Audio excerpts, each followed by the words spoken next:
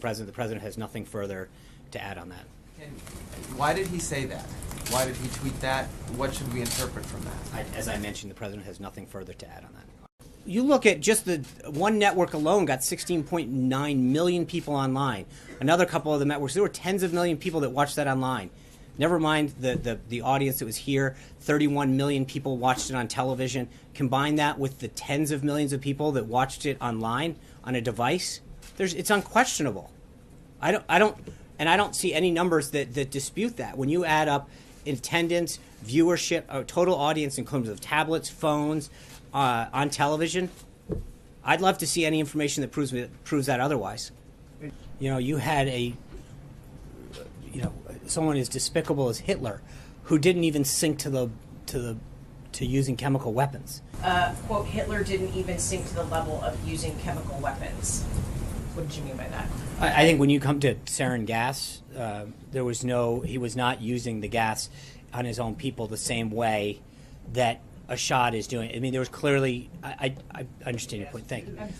Thank you. I appreciate that. There was not in the. He brought him into to the Holocaust Center. I understand that, but I'm saying in the way that Assad used them, where he went into towns, dropped them down to innocent into the middle of towns. It was brought to so the use of it. And I appreciate the clarification there. That was not the intent. It can't be a ban if you're letting 1 million people in. If 325,000 people from another country can't come in, that is by nature not a ban. I understand your point. It is the extreme president vetting. himself called it a ban. I understand. Is he confused or are you confused? No, I'm not confused. I think that the words that are being used to describe it are derived from what the media is calling this. He has been very clear that it is extreme vetting. It seems to fit into this broader point, Sean. Sean Spicer, the White House press secretary, resigned Friday after telling President Trump he vehemently disagreed with his appointment of Anthony Scaramucci, a New York financier, as his new communications director. After offering Mr. Scaramucci the job on Friday morning, Mr. Trump asked Mr. Spicer to stay on as press secretary, reporting to Mr. Scaramucci. But Mr. Spicer rejected the offer, expressing his belief that Mr. Scaramucci's hiring would add to the confusion and uncertainty already engulfing the White House, according to two people with direct knowledge of the exchange. Mr. Spicer's top deputy, Sarah Huckabee Sanders, will serve as press secretary instead.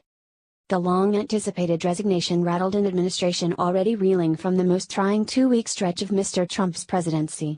The president's health care effort foundered in the Senate last week, and next week promises no respite, with his son Donald Trump Jr. and son-in-law, Jared Kushner, due to testify before Congress on questions about their contacts with Russia. If the moves amounted to a kind of organizational reset, it was not part of a pivot or grand redesign.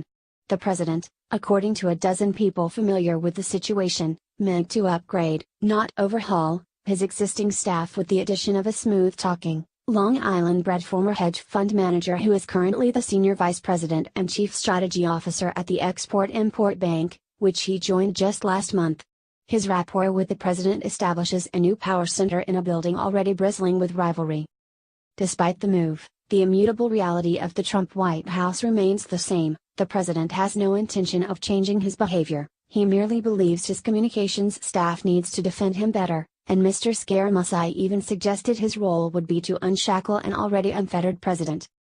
I think there's been, at times, a disconnect between the way we see the president and how much we love the president and the way some of you perhaps see the president, Mr. Scaramucci said during a news conference that kicked off with his announcement of Ms. Sanders' new job. I certainly see the American people probably see the president the way I do, he added, contradicting a raft of recent polls showing Mr. Trump's approval rating below 40% nationally. But we want to get that message out there. In a statement on Friday night, Mr. Trump said, "Anthony is a person I have great respect for," and went on to describe the problem he hopes he will solve. "We have accomplished so much, and we are being given credit for so little," he said. "The good news is the people get it, even if the media doesn't." In a tweet late Friday, Mr. Trump also called Mr. Spicer a wonderful person who took tremendous abuse from the fake news media, but his future is bright. Mr. Spicer's departure ends an excruciating saga even for a highly factionalized White House riven with intrigue. He had hoped to last a year as press secretary. He quit after 6 months and a day. A former spokesman and strategist for the Republican National Committee, Mr. Spicer was a frequent target of the president's ire during the first few months of the administration. He attained a notoriety unusual for a presidential spokesman, his combative style spawning a caricature on Saturday Night Live. Mr. Trump expressed gratitude for Mr. Spicer's service in a statement and predicted that Mr. Spicer will succeed in the future. "Just look at his great television ratings," he said. The resignation is a blow to the embattled White House Chief of Staff, Reince Priebus, the former Republican National Committee chairman who brought Mr. Spicer into the West Wing despite skepticism from Mr. Trump, who initially questioned his loyalty. Mr. Scaramucci described his relationship with Mr. Priebus as a brotherly one where they rough each other up, and he called Mr. Priebus a good friend.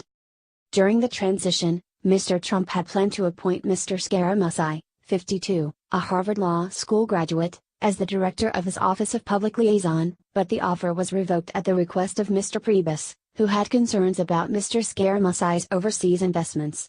An aide to Mr. Priebus said he had not blocked it, but merely tried to slow it down. Mr. Scaramucci's appointment came 2 months after the previous communications director, Mike Dubke, stepped down as the official in charge of Mr. Trump's messaging. The eventual appointment of Mr. Scaramucci was backed by the president's daughter Iga, Mr. Kushner and the Commerce Secretary, Wilbur Ross, officials said. Mr. Kushner has grown increasingly critical of both Mr. Spicer and Mr. Priebus, whom he regards as party establishment figures who operate out of self-interest. He also supported Mr. Trump's decision to supplant Mark Ecoscience as his lead attorney on matters pertaining to Russia, according to people familiar with the situation. Mr. Priebus and Stephen K. Bannon, the president's chief strategist, both strongly opposed the appointment of Mr. Scaramucci, in large part because he enjoys an easy banter and direct line to Mr. Trump, potentially threatening their positions, 4 people briefed on the discussions said. People close to both men insisted they had not opposed the move by the president. Mr. Trump, aggravated by their opposition, dressed the pair down in a testy Oval Office exchange around the time he decided to offer Mr. Scaramucci, known in Trump's circle as the Mooch, the job. The president, according to 3 people with knowledge of the situation, said one of the reasons he hired Mr. Scaramucci was to cut down on anonymous leaking, and took a swipe at his 2 advisors. He asked them how the leaks were happening, according to a person familiar with the discussions, and called Mr. Spicer a good guy who leaks only when told to by Mr. Priebus. Mr. Scaramucci met with Mr. Priebus on Friday, according to a West Wing official, and the 2 agreed to work together. When the pair joined Mr. Spicer in the second-floor office of the press secretary in a show of unity, applause could be heard echoing down the hallway. But senior officials, including Ms. Sanders, were said to be stunned by the sudden shuffle. While Ms. Sanders will preside at the daily briefing most days, Mr. Trump has told his advisors he is open to rotating new people into the slot. He is said to be especially high on Sebastian Gorka, a blustery foreign policy official who has been accused of having ties to far-right groups in Europe. During the transition, Mr. Priebus and Mr. Spicer stocked the press shop with their associates from the Republican National Committee, rankling Trump campaign loyalists who reminded the president that Mr. Priebus had suggested he drop out of the race after an Access Hollywood tape of Mr. Trump's comments about women became public. Mr. Priebus urged Mr. Trump to hire Mr. Spicer and another lieutenant, Katie Walsh, as Deputy Chief of Staff. But Ms. Walsh left the White House after a short time when Mr. Kushner and other West Wing officials forced her out, without Mr. Priebus objecting. Mr. Trump and Mr. Spicer did not have a close relationship, but the 2 spent hours together and Mr. Trump said he felt sorry for the ridicule his press secretary received because of his portrayal on Saturday Night Live. He repeatedly told aides to convey to Mr. Spicer that he wanted him to stay. But by the 6-month mark of Mr. Trump's presidency, both men had had enough of each other. In recent weeks, Mr. Trump had told people that Mr. Spicer was no longer tough, one of the harshest insults he can level.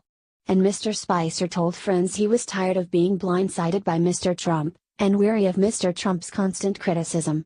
He instituted the highly contentious practice of holding off-camera briefings, less so to snub reporters than to avoid Mr. Trump's critiques of his performance, according to one of Mr. Spicer's friends. The end came in operatic fashion, befitting Mr. Scaramucci's namesake, a stock character in Italian musical theater. As Mr. Scaramucci made his big entrance, Mr. Spicer exited quietly, disheartened that the president never quite appreciated his performance.